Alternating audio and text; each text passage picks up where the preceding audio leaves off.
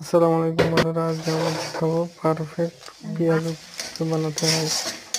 প্রথমে আটা মাখিয়ে তেলে করে পেঁয়াজগুলো সারা হচ্ছে আস্তে আস্তে, তারপরে ভেজে হয়ে গেলে একটু উল্টে দেওয়া হচ্ছে,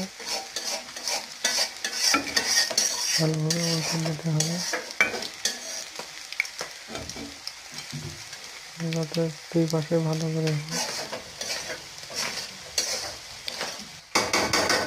আমাদের আগে বেগুনি ভাজা আবার উল্টে দেওয়া হচ্ছে, ভালোভাবে দু তিনবার উল্টে হয়, তবে পেঁয়াজটা লাল লাল ভাব হয় এবং ভিতরে আমাদের পেঁয়াজ হয়ে গেছে। এখন তোলা হচ্ছে।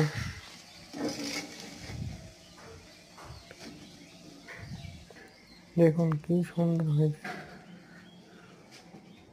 মাশাআল্লাহ।